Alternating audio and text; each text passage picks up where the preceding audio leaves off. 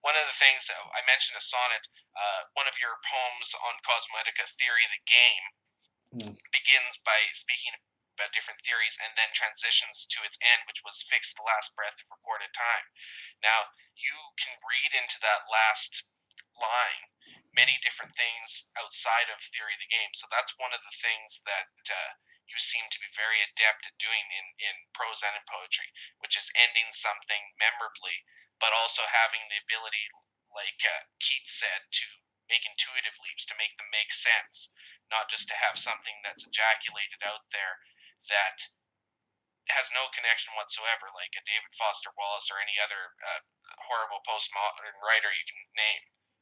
Yeah. Well, I'm just looking, and but sometimes, for example, if I look just right before that opening to chapter 49, the previous chapter would be a Dino chapter. It ends like this. Thus, when I was done with all of it, I decided to get the fuck out into the not so fresh air and step out and beyond the shadow of the moment and into the shadowed.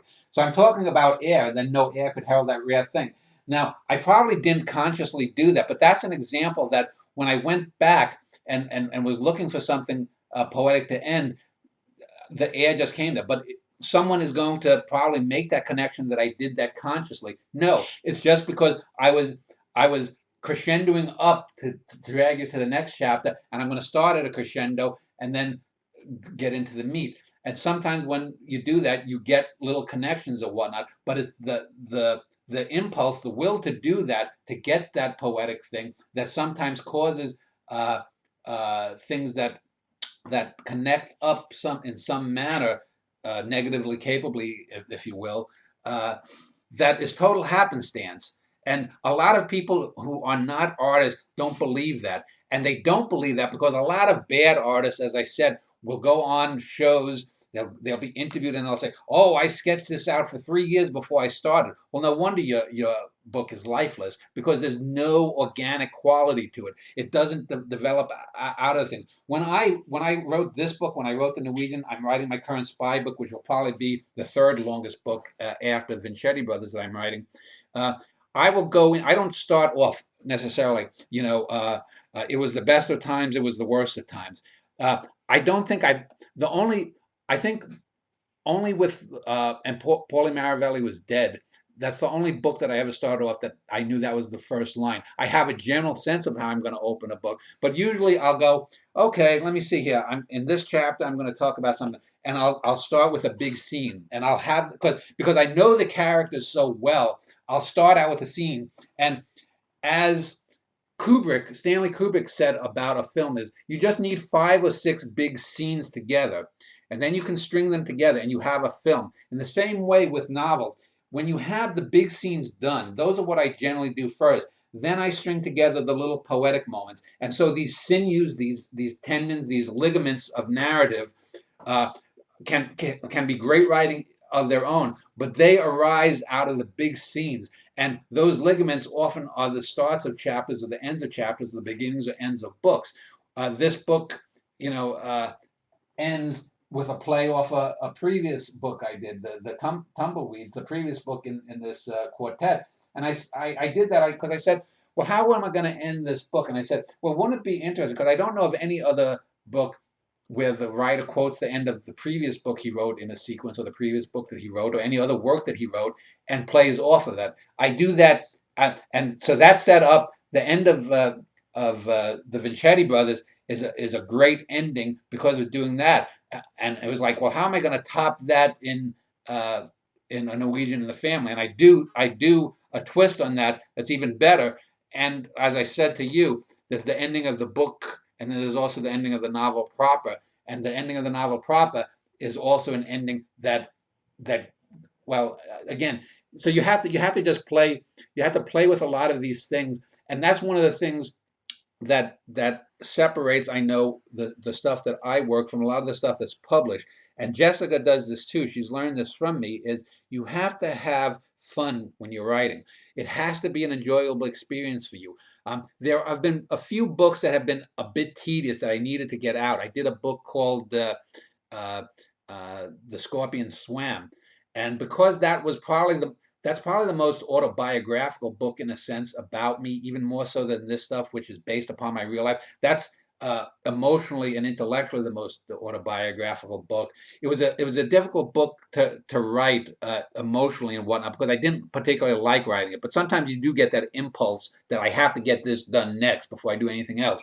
But more often than not, I I like to enjoy myself when I'm writing because when you're getting pleasure out of it, it frees your mind up to go in places that if it's a chore, you're going to say, no, I don't want to do that. Well, I can write an extra 20 minutes or something. Another thing, too, is when you write, and when I wrote this book and when I wrote A Norwegian in the Family, I was working overnights. And I would often come home from work and be very tired. And just like people who say their mind gets freed when they take a drug or they drink alcohol, tiredness is a very good thing because the mind, when you're like sometimes nodding off, you can think of things. And in order to stay awake, you have to write. So I write in a flurry, and I'll do a scene where I might write, in a single day, I might write 10 or 12,000 words, and it's just a big conversation scene. But that helps for the naturalism to come out because I'm so outside of myself and into the characters. They are as if I'm watching them on screen, and I'm just dictating what they're saying.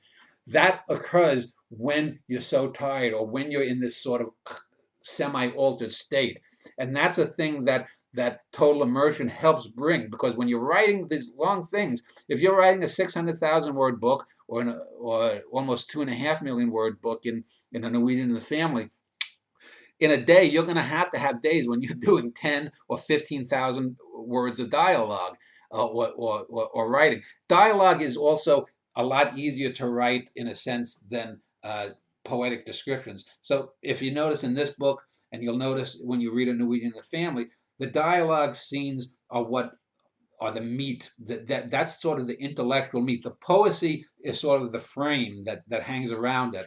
So if I have a Yeah, when conversation, I've written dialogue, whether it's in prose or poetry, it is a lot easier to write.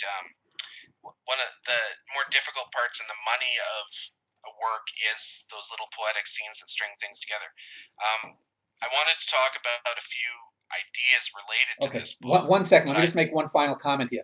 okay, But one of the things and with but I want to ask you something else as well Okay, after yeah. you're done. One thing though with dialogue is though you have to differentiate the characters so that you're not constantly saying Bill said, Bob said, June said, Sally said. You have to have the character so differentiated that you can go maybe half a page without, I'll put in after half a page, Big Frank said, because Big Frank's voice should be so unique that it's different from, say, Bit von Rheingold, and it's different from a Paulie Maravelli, and it's different from a Gino Vincetti, and different from Manny Cole.